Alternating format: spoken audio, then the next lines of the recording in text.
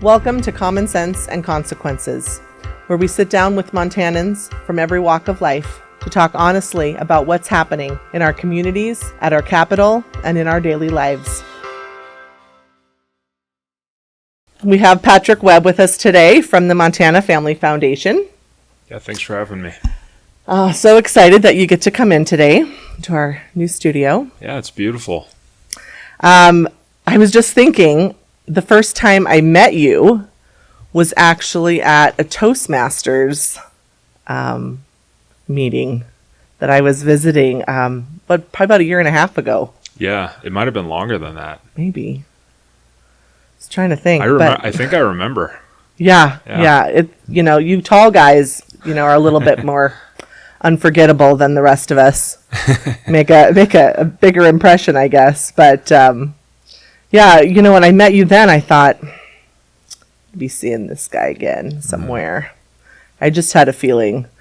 And next thing I know, seen each other several times, trainings and all sorts of events. Yeah. We seem to be frequenting in the same circles and with a real similar vision. Yeah, absolutely. So happy to talk about that today. Yeah. So you work with the Montana Family Foundation. The Montana Family Foundation has been around for almost 25 years now. So Jeff Laszloffy, he's our president and CEO. He is not our original president and CEO. I think we had another individual for about 6 months, and then wasn't quite the right fit. And so Jeff was put into that position, and he's basically operated it entirely for, I think it's 24 years, going close to 25. And the foundation, it's kind of an offshoot of Dr. James Dobson's Focus on the Family. If anyone remembers that, Yeah. And it's a 501c4 Judeo-Christian nonprofit. We operate primarily to advocate for issue sets, those being life, religious liberty, family and marriage, and school choice. And we also have a C3, the Montana Family Institute, which is primarily education focused. And then we are a part of a larger national group or coalition that's called the Family Policy Alliance.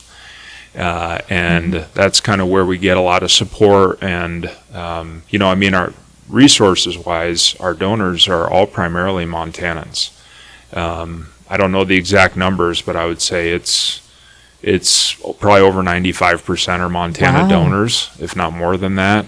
And you can really tell because when we do our banquets, we do big banquets at the end of the year. The rooms are filled with just everyday Montanans. And it's really nice to have local support and be able to fill, spaces with our neighbors and just people that we see at the grocery store and run businesses and all kinds of stuff. So yeah, that's a little bit about the Family Foundation. That's amazing. And that local support really shows that the common vision and the goals that we have here. So I'm sure as you are helping with policy and things, that probably makes you feel really good that this is something that's very much needed and wanted and supported in various ways, including your dollars. Yeah. For Montana, that's really great. Well, I think that one of the most critical things is that an organization does not experience donor capture. And you see that oftentimes, especially with national organizations, where they will get big dollar donors and they'll say, I'll give you $1 million, but we want to see you guys work on this issue. And sometimes organizations experience, these asks where those issues don't align with their principles. Right. And they have to make that call, like, do I want to employ our people or do I want to follow our principles, or can we kind of squeeze it in the middle somewhere? And, I've been here for about 2 years now, not very long, speaking, on behalf of the entire history of the organization, but I have not seen that. And Jeff has a lot of autonomy to be able to run the organization as he wants to, and it truly is Montana focused. I mean, we're not spending our time working on big national issues, we're focused on state and local politics and efforts. Yeah. And so what's your job title in this? So I have kind of a long title, but I'm basically the grassroots director. I think it's the director of grassroots and constituent services. And my role is primarily to engage everyday people to get involved in their government and get involved in the government process. So that involves finding those people who are interested, that share kind of a common vision. They care about kind of our priority issue set. Obviously, we're looking for, it's nice to have a lot of people who are believers, because we want to be spirit-led in the work that we do. We're just feel like we're so much more impactful if the Spirit is actually guiding us to where we're headed. Tends to be accurate. Yeah. And then training them, making sure that they understand that their voice is really critical, really important, and that legislators want to hear their voices. We work up at the Capitol during session, of course, where I've seen you, and we kind of get the name of being lobbyists. We register as lobbyists, of course, but everyday Montanans are the ones that are truly the prized voices up there. Legislators see lobbyists all day long. They kind of get tired of seeing us all day long, and they want to see people from their own districts. They want to see their neighbors, the business owners, their pastors, whoever it may be. And these are the people where the problems are usually closest to. Right. And they're looking for solutions from the bottom up, and be able to get that. Where oftentimes industry lobbyists, they're trying to do something to advance a bottom line somewhere. And so, we really want to empower people to be able to have the confidence to go in front of their legislators. And it's just not legislators. It could be their school board. It could be their city council. Right. Wherever the heart of the issue is at that time, be able to be confident to raise up their concerns and, know that they can make an impact and make a difference that would change and impact people's lives. Sure. Yeah. Well, and just being involved in the community, in the process, and talking to other people about it, I think is so important. Whether we love it or not, we're social, and it matters what other people think, and on our comfort level. Most of us, I'm not comfortable going up to the legislature, but if I got a friend who's also coming, or a few friends, and we can kind of learn this together, and talk about it, and gosh, I was so nervous, and me too, and the whole process of that, maybe not community experience, but a group experience, is so empowering.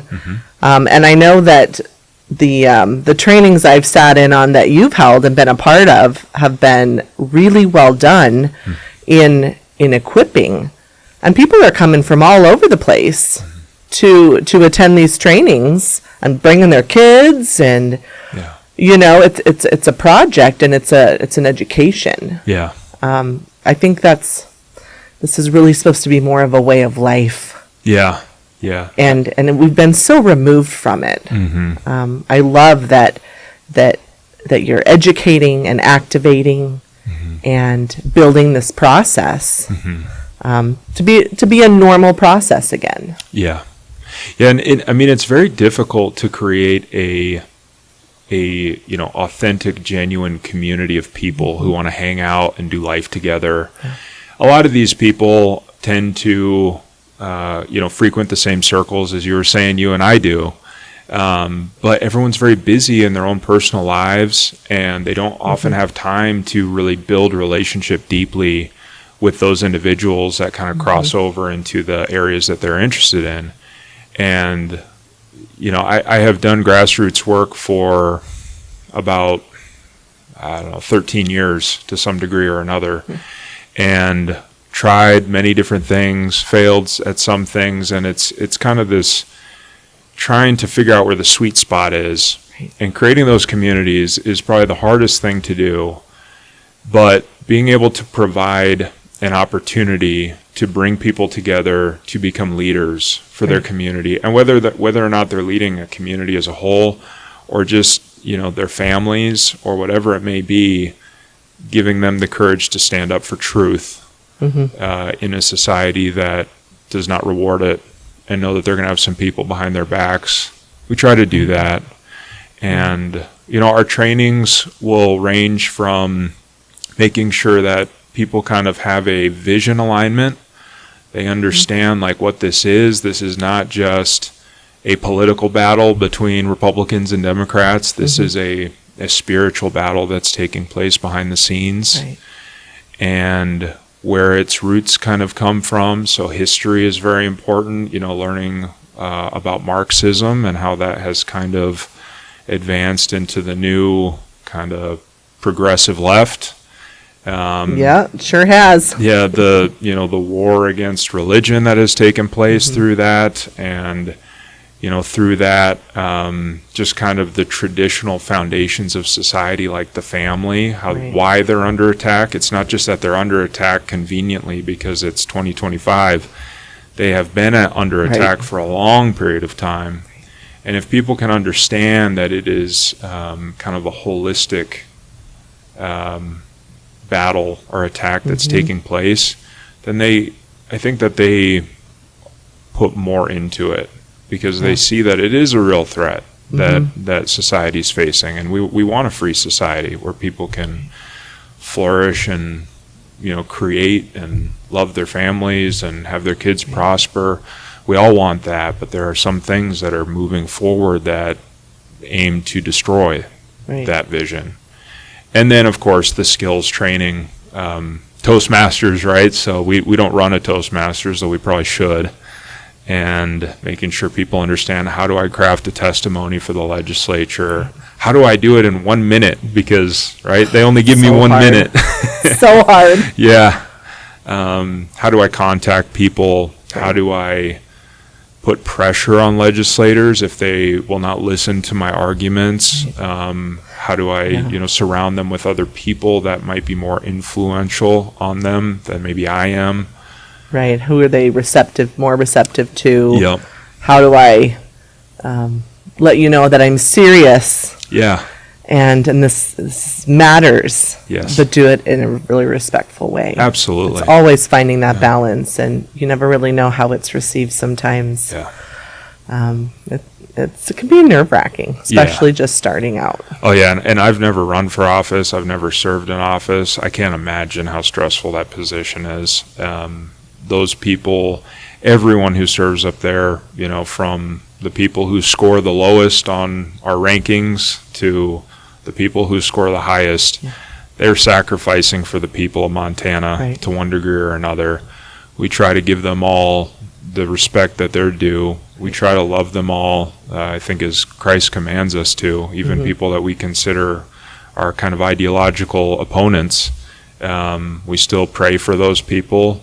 We still try to talk to them where we see room, and we encourage people that work with us to do the same. Well, and that's just a great approach to have in life anyway.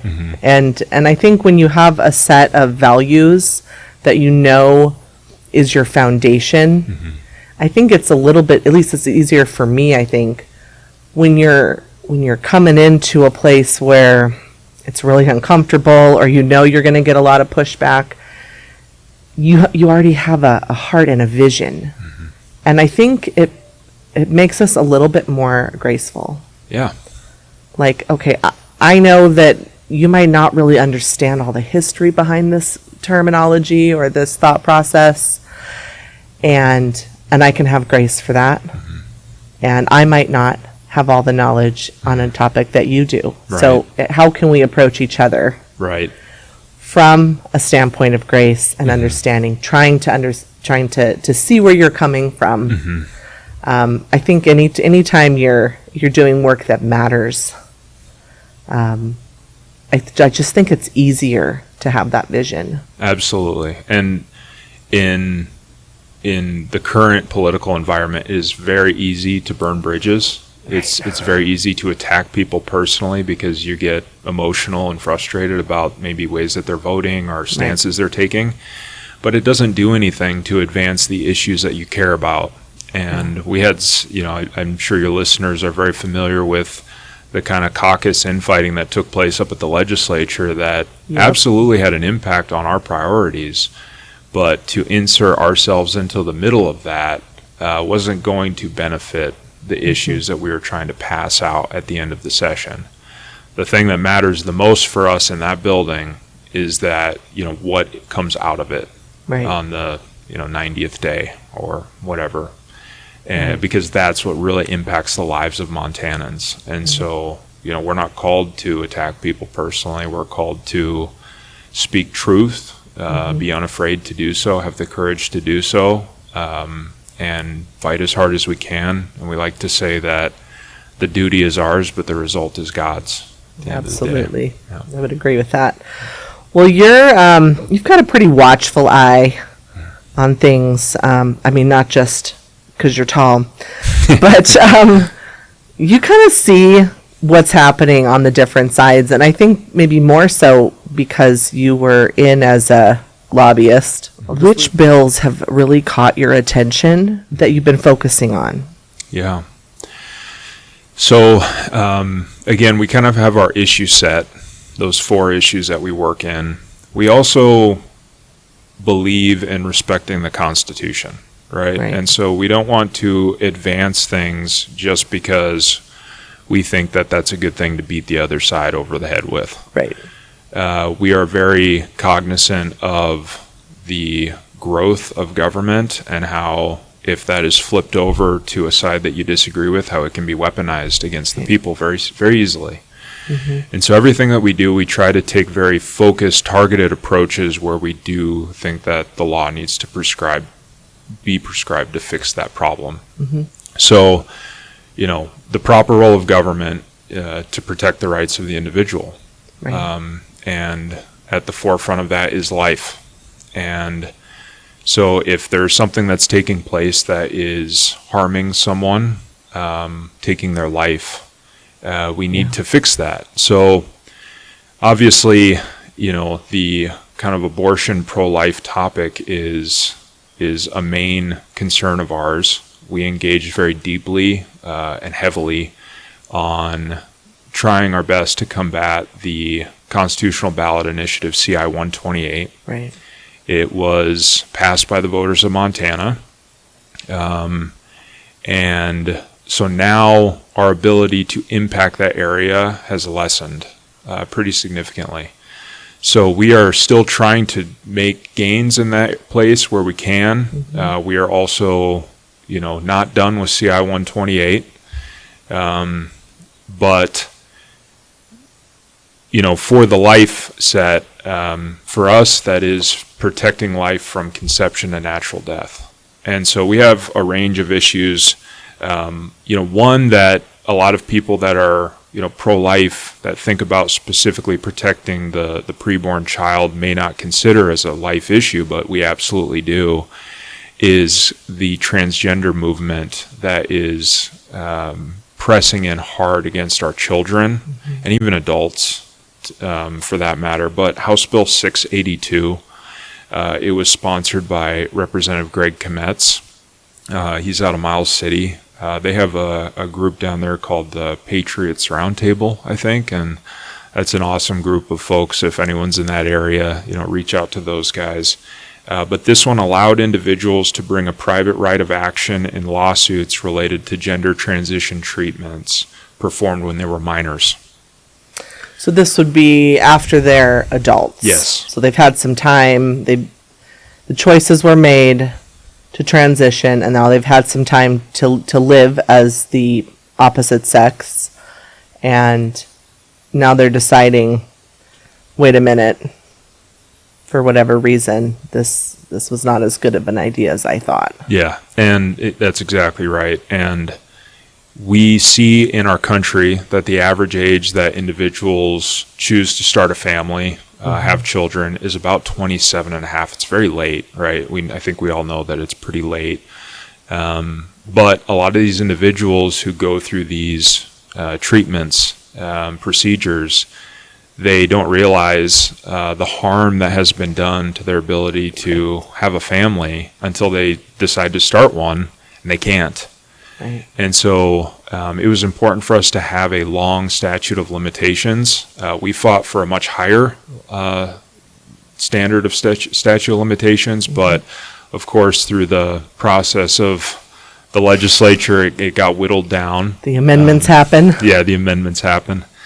We were very blessed to work with multiple advocates who are very powerful in this area. One individual, her name is Elle Palmer, former Great Falls resident. She now resides in Seattle. And she is a detransitioner. She transitioned when she was a teenager. I think she was 16. When she detransitioned? When she first transitioned. Oh, first transitioned. Okay. Yeah, it might have even be younger than that. Don't quote me on that. Well, you may be. But she was a teenager. Mm-hmm. She went into the Planned Parenthood in Great Falls. And it was just her, and she told this story in front of the entire House Judiciary and Senate Judiciary Committee. Mm-hmm. She went in, they told her that, they could prescribe hormones, and she made the decision there. Her parents were brought in, and they were informed that she had already made the decision, and all they could do is sign this thing. They signed, and she began hormone treatment. She realized when she got into college that this was not something that was right, and she did not like the repercussions in her own physical life and emotional and social life. And she went back to Planned Parenthood, and she said, I don't want to do this anymore. How do I stop this? And they said, well, we don't really know. We're going to have to call the other ones. So they called the other Planned Parenthood clinics around the state. And they said, we're not really sure what to do, so we're just going to give you a couple packs of birth control pills, and that should equalize your natural hormone levels. So she did not get the support that she thought she needed. And luckily there were some people that were able to step in, but she came out and she testified on this. And this is a Montanan. We're told very oftentimes that this is not happening, that these people don't exist. And we had a Montanan. We had another Montanan, lives here in Helena. His name is David Burke. He's an amazing musician. He actually worships at my church, and amazing artist as well. And he transitioned when he was younger. He is very grateful to the Lord that he was not led to seek out surgical interventions, because he has 4 boys now. Wow. And they're everything to him. And he said, if I had been pressured or in a different place psychologically, I may have done that, and I would have lost out on the greatest blessing of my life. Mm-hmm. And so these are individuals who are coming out saying that they were told one thing, they experienced something completely 180 degrees different, and that there needs to be some recourse for these individuals to be able to, seek damages and make things right, for being misled by an institution and people that they were told to trust. Well, as kids, we're told to trust the adults. We're told to trust your teacher. We're told to trust your doctor. Mm-hmm. We're told that these are experts. Mm-hmm. They know all the things in this area, and that's how we teach our kids. That's how we learned, right? These are people in your life who know. Yeah. And you go to them for direction. Yeah. You go to them for support. They're supposed to be like safe adults. Yeah. Right? But as kids in particular, we're so trusting. Mm-hmm. And kids don't understand. Adults don't even understand the impact of hormones. Mm-hmm. Get out of town. Yeah. We're just barely grazing it. And I know for most women, you don't even think about that till you're like 40. Right. And we're like, oh gosh, what are all my bad choices here that I didn't know were bad for me, right? Yeah. The slightest thing can have just the greatest impact. Yeah. And I think there's so many pieces here. As I hear you talk, I'm thinking, there's informed consent issues, there's identity issues, right? I remember growing up, everybody seemed to be a consistent question. Who am I? What's my purpose here? Right? This is the life goal is to figure it out. Right. We've lost touch with our identity. So it can be anything. Right. We've lost touch with who we are created to be. Yeah. And if we don't understand that, it makes perfect sense why we're continually searching or running from the current moment.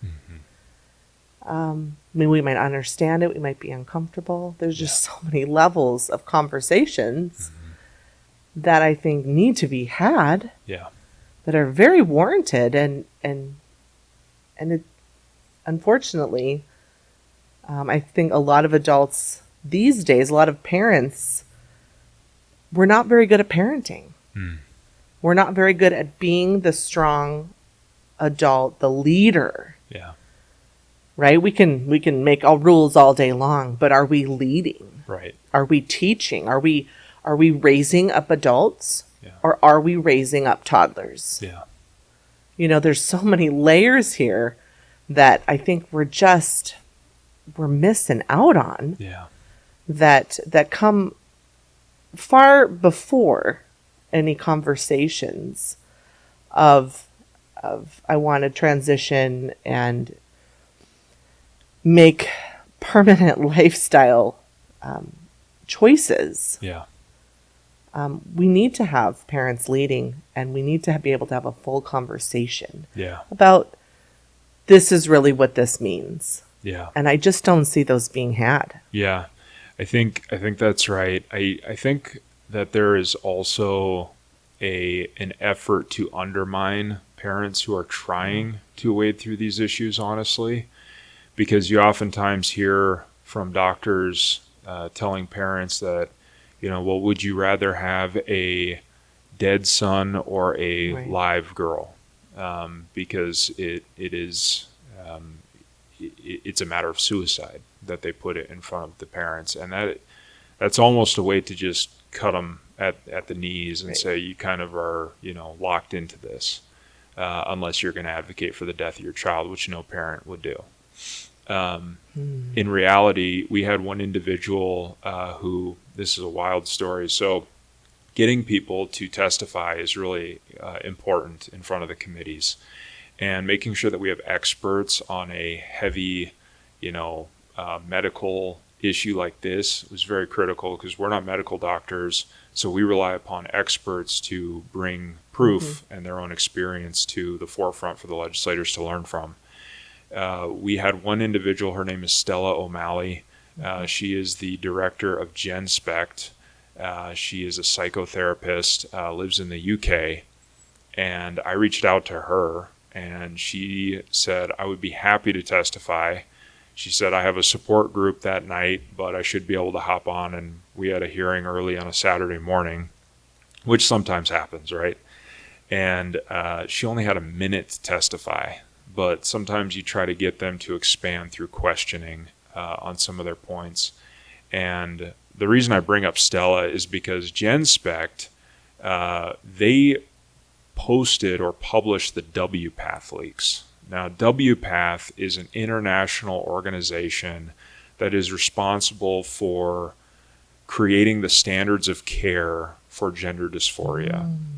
Interesting. And what they will do is they will create these standards of care. They will then push those down to the FDA, all these other three-letter health agencies across the entire globe. And then those in turn get pushed down to our family doctors and our treating physicians. And so what they found through the WPATH leaks was entirely insane, and I would encourage listeners to look up WPATH leaks. There's an entire document with snapshots of the chat room logs and all these things to kind of prove all these points. But they were finding that in I think they were using Teams or Slack or some kind of, team communication program like that. They had activists who were in these channels who were not doctors, who were pushing and coercing doctors who had concerns about using certain treatments under the rug. And there was, one instance where a doctor was saying, we are seeing an increase in cancers in young people from use of hormone therapy, which should not be a surprise because we see that sometimes there are cancer increases in, and I think that we saw this back in the 60s and 70s when women were being prescribed hormones for maternity issues. So it's not like this crazy thing. It's just, human physiology. But they said, we're not going to talk about that. And they would basically cut the voices off of those doctors inside of WPATH who had concerns. Right. And so what they're pushing out to the public looked entirely different than what they were discussing behind the curtain. And then that gets pushed down. The doctors think like this is what the experts are saying. No doctor, most doctors are not trying to harm their patients. They're trying to do the thing that they think is right. Right. And if you have these experts and they can't see through what is taking place behind the scenes, they will pass on these standards of care to their patients. Right.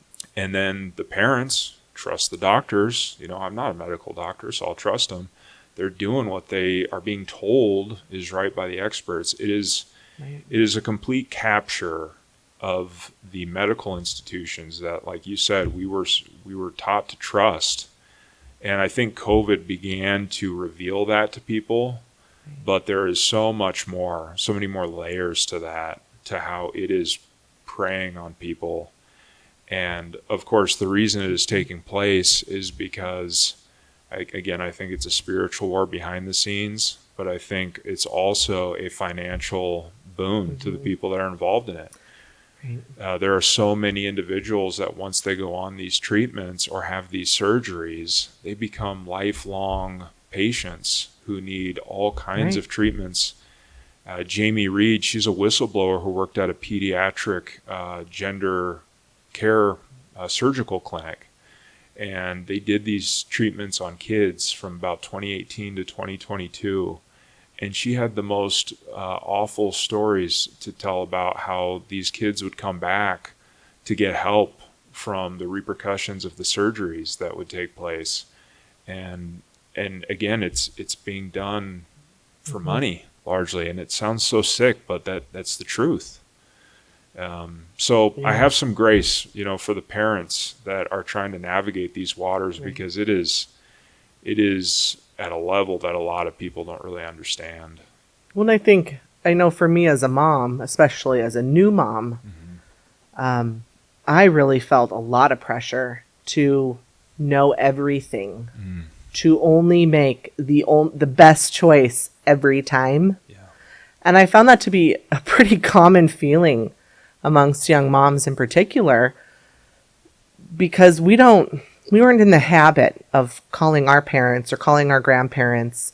There isn't that shared wisdom that's just natural anymore. Yeah. Being handed down. Yeah. Now I call my mom for everything. Like, what do you know about this, Mom? And she's usually my first or second call always. But that's not standard. And I had a friend, and this has been a couple of years now, and we believe very different politically. And we were having this conversation, and she looks at me and says, I just can't believe that, because nobody would ever do that. Nobody would intentionally harm or create a policy that could harm or do anything that would not be completely for a person's good. Yeah. I can appreciate always wanting to see the best in everybody, and I believe in seeing the value in people. But that does not mean that the behaviors that I would do are the same as what they would do. Right. We do have people in this world who are, most would just classify as evil. And we do have people who have such a wide, loose standard and definition of things that they would create policy that could be and would be harmful, especially if it involves power or money. Yeah. And those policies are happening and have been happening Yeah. to some degree in, from what I can see, probably all of the areas. But when you can, as an organization, as a body, when you can also determine what you have to share and how many years that you can deny the existence of something, and dictate your own rules, it all goes under the covers. Yeah. You know, there are people who believe in this, and at the same time, when presented with what I would consider would be irrefutable evidence of something, like at least to have a couple more questions about it. Yeah. Like, this is shocking. Like, I need to learn more to see what the, how much weight to give this. Yeah. It's completely dismissed. Yeah. I don't think anybody would ever do that. Therefore, it's not a thing. Yeah. And great case in point was when the whole COVID thing happened. Peter McCullough, he's arguably the world expert in a number of things and testified in front of governments repeatedly. And as soon as he saw the data and started questioning something, he's no longer credible. Right. Right? He didn't fit the narrative. He didn't fit the narrative. Yeah. And therefore, you're not believable because you don't agree with me. Right. But I feel like we can challenge each other to go a little bit deeper. Yeah. And to entertain a different thought. Absolutely. I mean, I think we owe it to ourselves, right? Yeah, absolutely. To filter down and realize, wait a minute, this could be a lot bigger than what I have been aware of. Yeah. And I think that the prevailing podcast culture that's taking place, people like long form discussions. A friend of mine, he's a high school teacher in Belgrade, and he said that, what do you call it? Deep geekdom is coming back. Deep geekdom? Deep geekdom, where the cool thing to do is to actually have read the book. What? And so that's coming back. That's what makes you cool now. It's not just, have you seen the movie? It's, have you read the book? He's a high school teacher? He's a high school teacher. I love that. And I think, the distrust of mainstream media, I think obviously that's going away. The distrust is increasing. The trust is going away. But yeah, people are learning to research these things on their own and find the answers for themselves, and finding out who the people are that actually seek the truth and the knowledge. And I think that's why Joe Rogan is so popular, because he, doesn't claim to know everything, but he has such a deep interest in so many things that he will just nitpick it to death to try to find out, what's there. And I think people are like that. And they like someone else who's like that. So, we had Senate Bill 218, which was very similar to 682. Both of these passed. 682 for minors will be the most impactful. That basically goes up to the age of 30. So if you discover harm up to about the age of 30, then you can bring suit. Senate Bill 218 was meant to ascribe this for adults as well, minors and adults. But for whatever reason, the legislature as a whole did not think that, protecting adults from harm was as important as protecting children. And I think that we can understand that reasoning, but still we should protect adults and provide them with avenues to be made whole if they are, put in a situation like that. But that bill was largely just rendered moot through an amendment brought on the House floor and supported by a small number of Republicans. And it basically said that standing only takes place with the current standard of care. And the current standard of care is maiming and mutilation of healthy body parts. So 218 is not useful, is not very helpful. 682 will hopefully make a difference in some people's lives.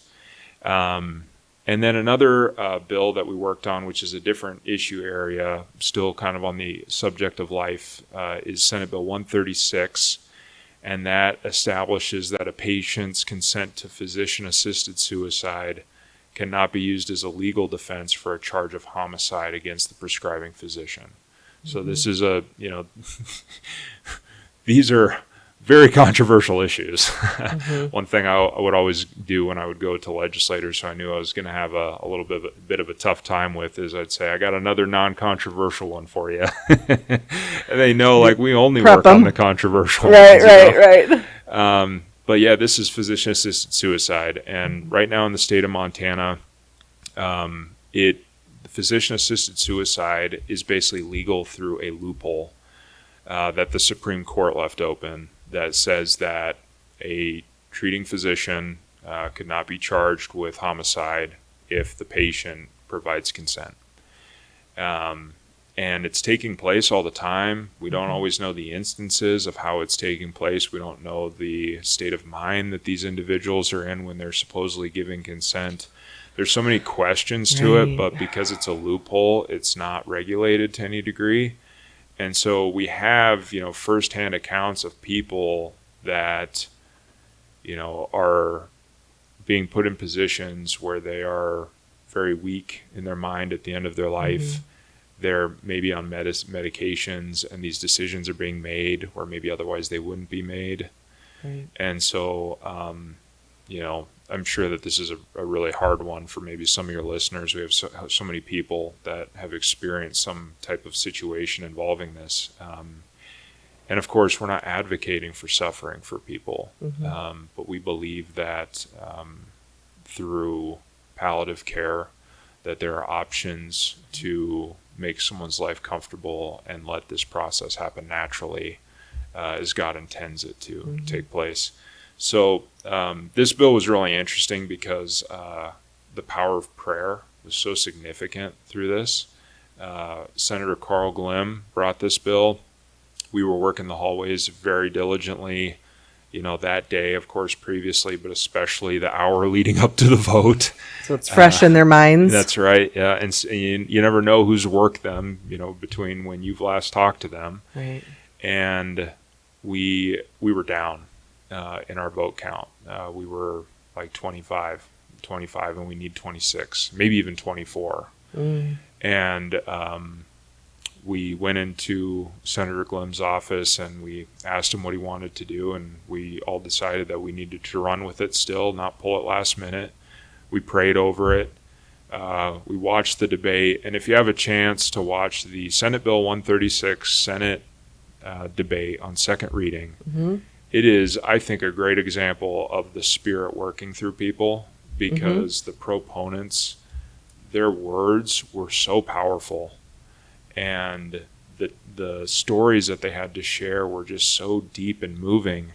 And the opponents who were bringing, up their concerns, there was very few that were very deeply emotional. It was a lot of generic talking points that you hear all the time. Right. And to our surprise, to our vast surprise, because I feel like this is how God works, He likes to surprise us, we got that through with 4 extra votes. And so I think it was 28. We had 28 yeses. And these are people that, to our faces, an hour prior told us no.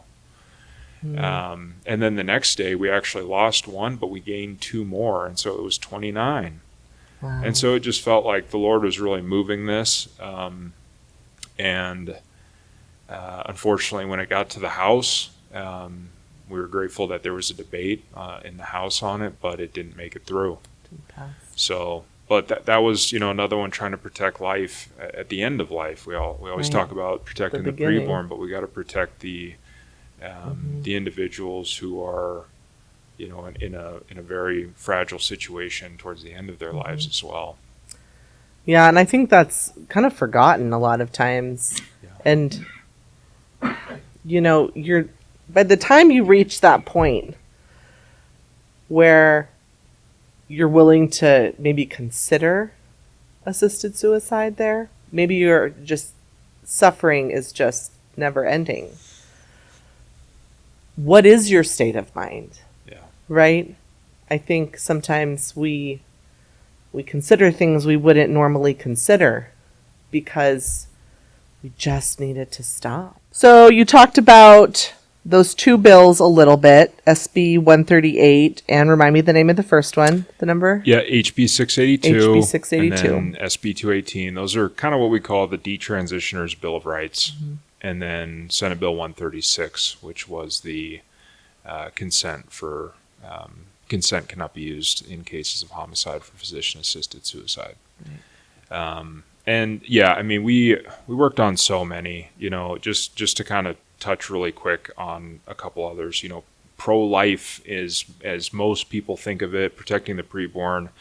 Senator Daniel Emmerich in Senate Bill 154 had a bill that prohibits the sale or purchase of human body parts under the revised Uniform Anatomical Gift Act by explicitly banning the sale or purchase of whole bodies or fetal tissue.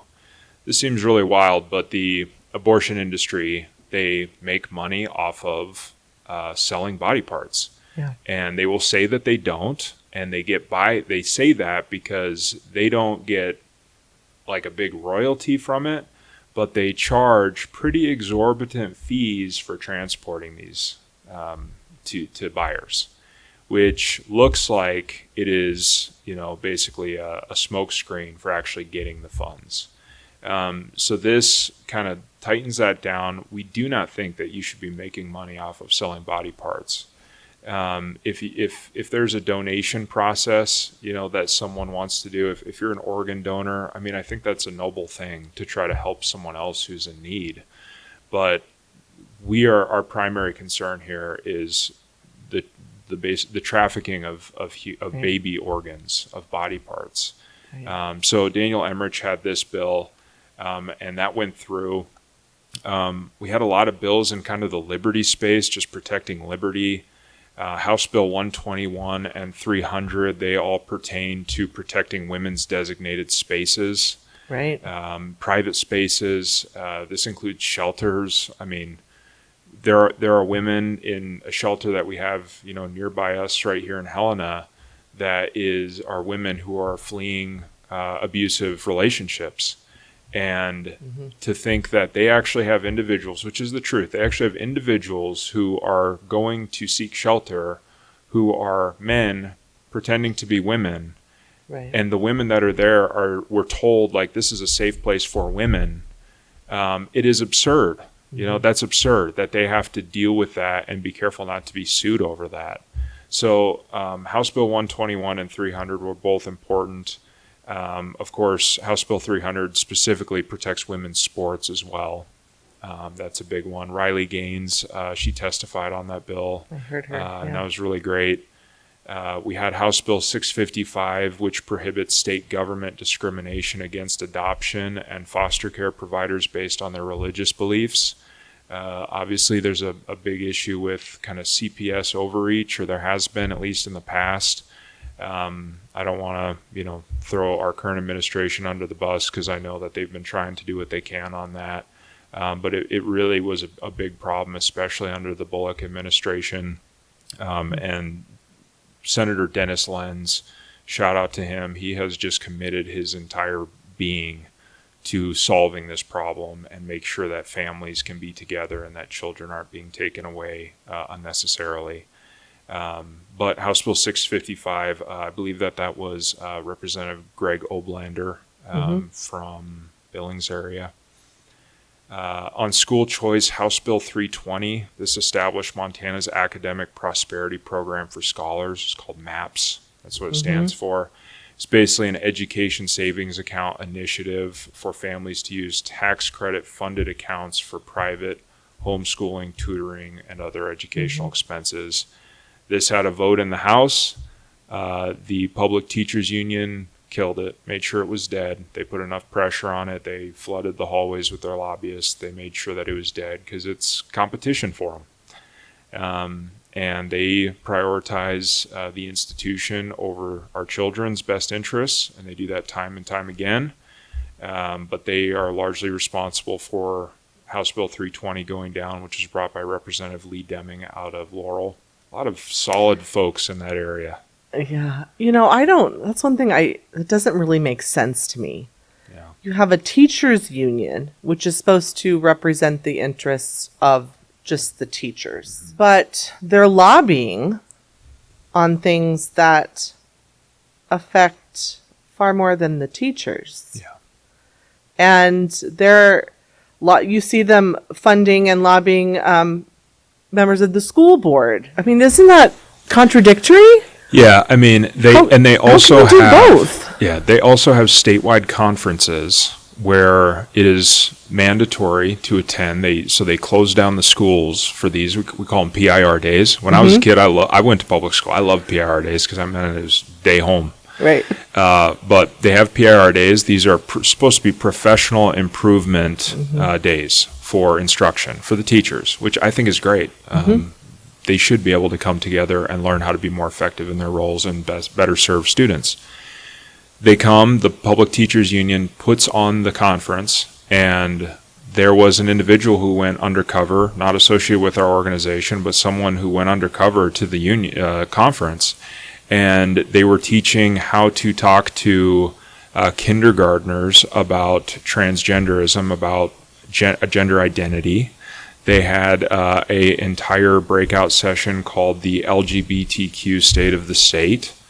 They had political candidates who were running for office who were also incumbents in most cases, largely Democrats, I think entirely Democrats, coming in and helping lead sessions and forums. There was overt political conversations that were happening regarding the election from the instructors of these breakouts. So this is not just professional improvement that's taking place that our taxpayer money is paying for. Right. This is a Democrat training operation for public school teachers, largely. And I believe there are many public school teachers who choose not to go to it, maybe for those reasons. But in reality, our taxpayer money is paying for them to attend these, and there should be no political conversations taking place. And there was a bill brought by Representative Jody Etchart to address this. I think it was House Bill 557, and I believe it went through. I think that went through last minute, and so I believe now it will be under the purview of the OPI to a certain degree. They have to at least approve the agenda, though the union will still run it. So at least there's going to be some oversight on it. Well, can somebody other than the union run it? I mean, I would advocate for that, absolutely. But I think that's the way that it is right now. It seems like I keep hearing that they just have their hands in every pot and from both sides. Yeah. That influence. So, I mean, to me, if you're representing the teachers, just represent your teachers. Yeah. Why are you sticking your nose in all the rest of these things? Yeah. So, Yeah. I'm going to schedule a conversation that dives a little bit further into that Great. topic in particular. Excellent. I think, if more people were just aware of the process and how that works and what's actually happening, Yep. at least we'd be able to ask better questions. Yeah. And I would highly Make better recommend, choice. I would recommend people check out the Freedom Foundation. Max Nelson is a regional lobbyist for them who comes into Montana, and he is a deep expert on this issue. And he really worked hard on that bill. Happy to ally with freedom-loving people around the country when they lend their support to advancing freedom for Montanans. So he was one of them. And then the only other one that I had on here was House Bill 388. This prohibits state and local governments from imposing regulations of faith-based pregnancy centers based on their refusal to perform, refer, or counsel in favor of abortion. And so, I think that's kind of a property rights issue because these individuals have founded these organizations to help pregnant women navigate those concerns and anxieties and pressures. the way that they think is healthy, and not just for the mother but the child as well. And they shouldn't be facing repercussions because they're not counseling these women to undergo abortions. Right. And they were facing pressures like that, and so that's a great bill to kind of give them some protection for them and their business and their ministry. Yeah, I heard a lot of testimony on that one, and it sounded like it was getting a little bit convoluted in the testimony, where they were assuming that organizations that were just handing out information, you're handing pamphlets, you're having conversations, right? No actual medical care is being provided. Yeah. You're offering potential resources via information. They were lumping them in with clinics, and they're obviously very different. Like you said, a lot of it can be ministry oriented. Yep. I think we can have all of the options here and still all exist. Yeah. Right? Yeah. You can have different regulations when you're not operating as a clinic or it's totally different, the services. And these issues are always more complex than my simple little summary statements. Right. But I think one reason, and one thing I hope, is that individuals will see that we are advocating for things that they care about. And they will see, that during the session we had 2 people up there full time every day. And we are there working as hard as we can. We want to involve people. We don't get everything right all the time by any means, but we put all of our efforts into it, and we hope that people will maybe choose to partner with us to help advocate for these issues, because you really need people that are there every day to be able to really impact the process deeply. Though someone who comes up and just testifies remotely on one thing, hey, that's awesome. It's all parts to a whole that we need. And just to put a kind of a bow tie on that, we have our Montana scorecard that's coming out, and it should be out, I think, in a couple weeks, which will be very quick. And it was very important for our president, Jeff Laszloff. He wanted to get that out quick to be a resource that was readily available for people. And this is going to tell you kind of what, there's about 15 bills in both the House and then the Senate. And we basically scored legislators on their votes. Typically, these are their last votes, third reading on the bill. And then we calculate a score for them, 0 to 100. And then you can kind of see where your legislator landed on that. And then you can kind of do with that what you want. But the hope is that it kind of educates you on how your representative or your senator is voting on these social conservative issues, and help inform you, for what you maybe want to, if you want to support them in the future or thank them or whatever. And we are very blessed to have a lot of, strong family advocates in the legislature. And we hope that, people who see that they have 100% score, that they give them a phone call and thank them, because that is really important motivation for them to see that, because they usually just hear the negative. That's kind of how we roll. We like to just talk when we have something, we have a problem with something. Yeah. But that gratitude really goes a long way as well, I think, for everybody. Yep. Kind of benefits. Well, I love that. I love that you're coming out with a scorecard. Are you waiting until the governor finishes his vetoing and whatnot to see how it fully shakes out? Yeah, I think he's signed. All the ones we were waiting on are complete. Oh, they're done. Yep. So the ones that we had a couple that were still in flux, and he had signed them. So, typically our issues are aligned with the governor. I don't know if he vetoed any of the bills that got to him that we worked on. In total, I think we worked on like 53 bills in total. And then we tracked probably another 30. And we had a decent amount not make it. It was not an easy session. And the session dynamics absolutely had a part to play in that. people will see that, not every single bill on the scorecard is one that is signed into law. We are showing examples of the challenges that we faced while we were there. So when you see that there is, a group of people that typically vote lower than maybe the rest of them, and they voted no on, certain issues, you can see what some of those issues were. And I think that the goal is to inform the electorate. Mm-hmm. The session happens, it's like, this is another example of building a campaign, right? Senator Steve Daines once told me this. He said, building a campaign, and I think it applies to the legislature, it is like building a 747 while it's taking off from the runway. That's what it feels like, and that's what session feels like.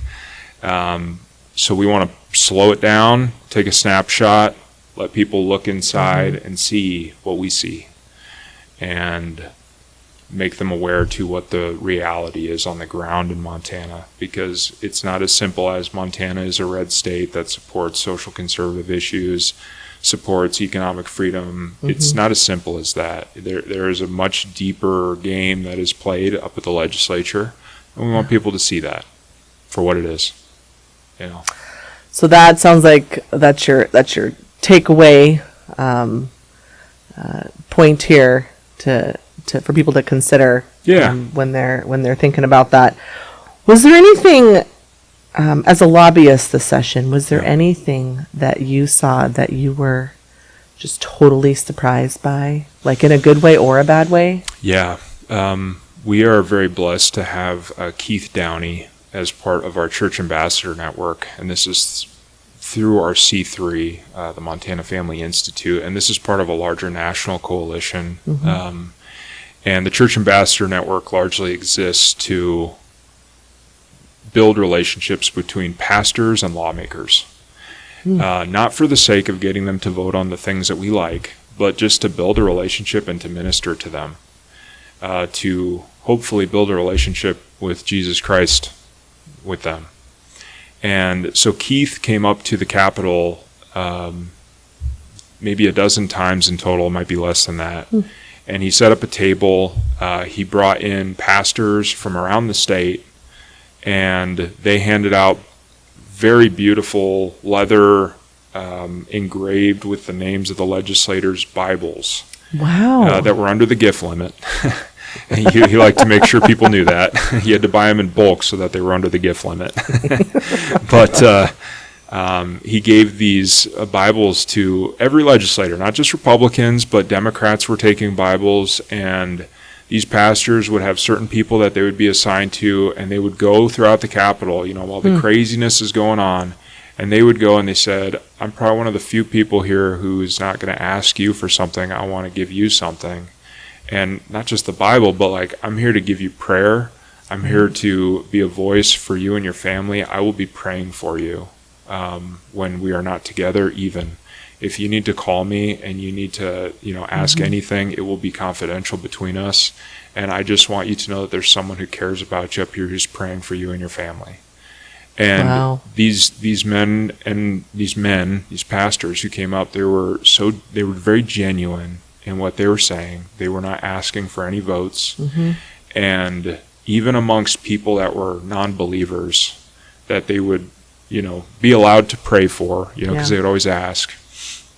You could feel tension come off of them. You could feel a weight being lifted, even if momentarily. And every single time Keith was up there, it felt like the Capitol was a little bit lighter. Yeah. And that was something that I was surprised by. I as a Christian, I shouldn't be surprised by it, but to feel it and to see it in action, it was one of the greatest blessings to be able to witness that and be a part of it in some instances, to help introduce pastors to people who I had known. And so I think that was a great one. I mean, I just really enjoyed that. I got a negative one. Okay. When the budget is considered, this is House Bill 2. Okay, yeah. It typically is an all-day debate. It typically lasts from the morning until the evening, and it was really interesting because Jeff Laszloffy, our president, had just put out a radio update talking about the budget debate in the Senate and how it was, they were probably going to be there all night and all this stuff. And I went up and these long days at the session where they're just voting all day and there's not much time to talk to them in the hallways, I would just go work up in the gallery and listen. And they debated House Bill 2 for 3 hours in the Senate. That was it. Yeah, hundreds of millions of dollars, multiple hundreds of millions of dollars being discussed. And every single, this was just wild to me, every single amendment that the conservatives brought to get rid of spending, to cut spending, it was killed by a smaller group of Republicans and Democrats as a block every single time. I think there was 12 amendments or something like that, 12 to 15 amendments, and every single one was killed just as a block. And the debate was very little. People said the cake was baked already. That felt like a disservice to the people of Montana. Yeah. And there might be some people that get upset with me saying that because obviously they were going off of the governor's budget initially that he brought to them. But the budget process is supposed to be a lot of ideas and voices coming to the table.